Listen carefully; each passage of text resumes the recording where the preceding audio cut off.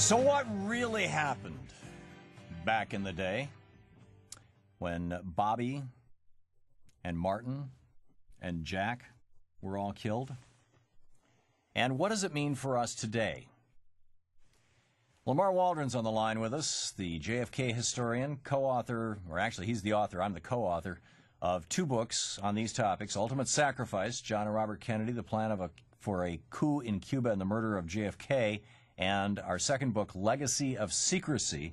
This just recently came out. The Long Shadow of the JFK Assassination, the website for our second book, legacyofsecrecy.com. The first book is Ultimate Sacrifice, the book, or no, yeah, thebook.com. Do I have that right, Lamar? It's legacyofsecrecy.com and ultimatesacrificethebook.com. Yeah, that's what I thought.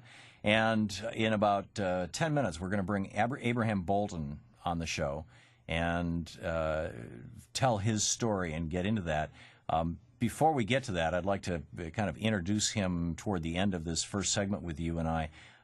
But before that, we're very close to it was last week, as I recall, the 41st anniversary of the shooting of Robert Kennedy. Wasn't it June 5th?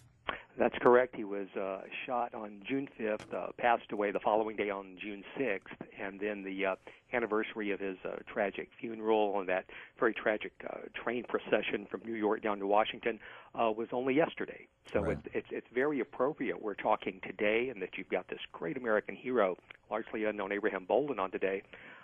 Because, again, most people don't realize, and you and I have talked about some of this on your show, but people will hear a lot of new stuff today. It all ties into Cuba. Yep. You know, because when you think Bobby Kennedy, you don't think Cuba. Most people don't.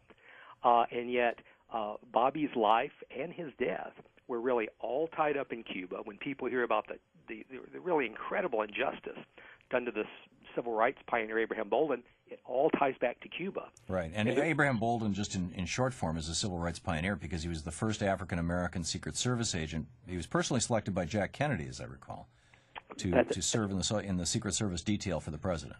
That's correct. He was the first African-American presidential Secret Service. So right. He wasn't just dealing with counterfeiting stuff. He was actually selected by JFK personally to come to the White House, be part of that protective detail for the first time. Right. And JFK did that, frankly, as a civil rights gesture, as part of what he was trying to do. And when people hear what happened to Bolton, they're just going to be outraged. But again, it all traces back to Cuba. And we should all be outraged because all the secret stuff about Cuba that was central to Bobby's life and his death. It's the reason you and I, can't go vacation in Cuba tomorrow if we wanted to. Right. I mean, it's just ridiculous. It's ultimately, how and why Jack Kennedy was killed as well.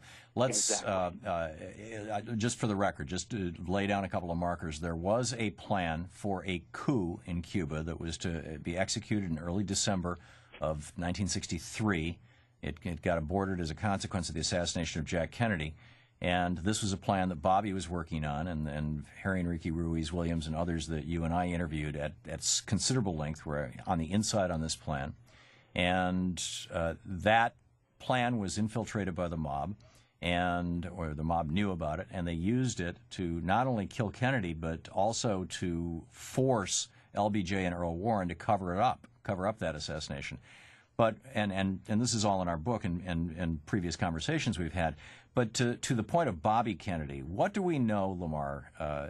Share with our listeners what we know about Bobby Kennedy's assassination and Sirhan Sirhan and how he ties back into the mob. Sure. We don't have time to go into a lot of detail, but when people hear that Sirhan Sirhan had a lot of criminal connections, some of his brothers, had a lot of criminal connections. Sirhan was a compulsive gambler who got deeply in debt. He was an aspiring jockey who had an accident and couldn't fulfill that dream.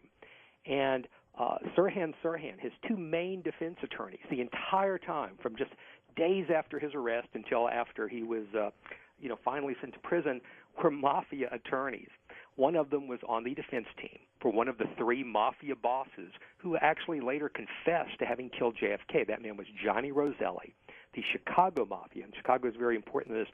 Chicago Mafia's man in Las Vegas and Hollywood. Right. Roselli was on trial at that time with some mob co-defendants.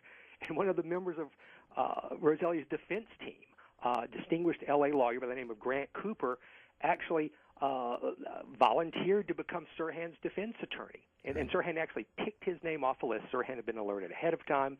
Of course, this man was busy with Roselli's trial, so he needed help. Right. So Sirhan picked another name off the list. It was Mickey Cohen, the Los Angeles mobster's attorney. Right. And so basically, and Sirhan had been warned. His brother had been shot at. He had been warned that if you rat out the mob on this thing, not only will we take you out, we'll take your family out. That's exactly right. As we document in Legacy of Secrecy, Sirhan's brother was the victim of an assassination attempt just a month after Bobby's murder, and so that was a clear signal to Sirhan that you have to shut up, your family has to shut up. And this wasn't some crazy. This was, he got boxed in by two mafia cars, and a mafia hitman shot through the vent window of his car. Specifically not to kill him, but to warn him. Exactly, and luckily you went to the police department, so we have the police report we cite in Legacy of Secrecy, and even more than that, remember the lawyer I mentioned who was Mickey Cohen's lawyer? Yep. He had been an assistant working for the district attorney's office in the late 1930s until he was shot through the wind wing, the vent of his car, as a warning, and then he flipped and started working for Mickey Cohen. So the attempt on Sirhan's brother was also a warning to one of Sirhan's attorneys. Remember, this is what we can do unless you make sure this guy is convicted, goes away, never talk. So these were back in the days when the mob in the United States had the kind of power that transnational corporations do now. Sure, and also the Godfather who's confessed in most detail to JFK's assassination, his brother used the plural when referring to the killing of John and Bobby Kennedy. So basically you had at least two of the people involved with JFK's murder involved with Bobby's murder. But again, here's the fascinating thing. It all tracks back to Cuba. Yep. And that's why JFK was killed. That's why Bobby couldn't really go after his brother's killers until he became president. That's why these people could never allow Bobby to become president. And here's exactly why. That's because the mafia had left a lot of phony evidence when they killed JFK using parts of this coup plan that the mob had been banned from, but they managed to infiltrate. They planted a lot of phony evidence pointing to Fidel Castro. Well, Fidel had nothing to do with JFK's murder. LBJ believed that phony evidence, so he helped to cover up everything. Got the Warren Commission. Because he didn't want to start World War III. He knew that if the American people believed that Castro had killed Kennedy, that the cry for a military response, would be huge, and that would provoke the Soviet Union to nuke us. Right, because that was just 1 year after that tense nuclear standoff of the Cuban Missile Crisis. So he believed it. Now, here's what most people don't realize. Not only did he believe it, this was believed into at least the 1980s and 1990s, and today by people like Secretary of State Alexander Haig, who was Secretary of State in 1980. So from the 60s through the 80s, and even Haig remained influential after, was at the White House just recently.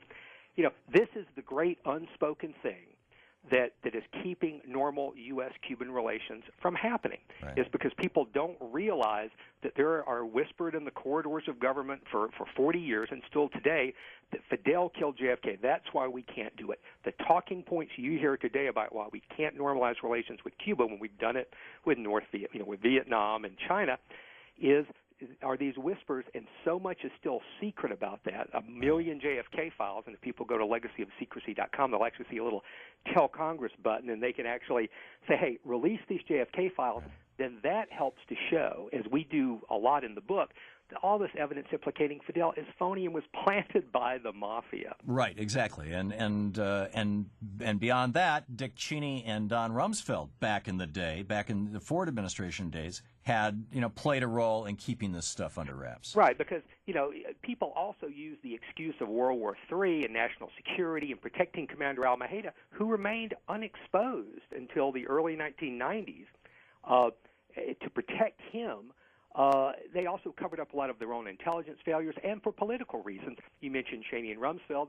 They were Gerald Ford's two of his top officials in 75 and 76. When Gary Hart and Senator Frank Church were investigating CIA abuses, the CIA mafia plots to kill Fidel that were separate from what JFK was trying to do. And so, you couldn't have Gerald Ford from the Warren Commission appear to have missed all this important stuff. So the CIA covered up an awful lot from Congress then, and then they had to cover it up from the next administration under Jimmy Carter. And so when people talk about the CIA under Dick Cheney withholding information from Congress, this is nothing new. This goes back to the mid-'70s, And frankly, we ought to look at exposing that, and then we'll learn a lot more later. Right, and also the ongoing embargo with Cuba. There are some folks associated with Cheney and Rumsfeld that have made out very well from that. Thank you very much. We're talking with Lamar Waldron, LegacyOfSecrecy.com, the website, our new book, The Legacy of Secrecy. We're going to bring on Abraham Bolden, the first African-American Secret Service agent personally selected by Jack Kennedy. You're going to be amazed by this story. Stick around.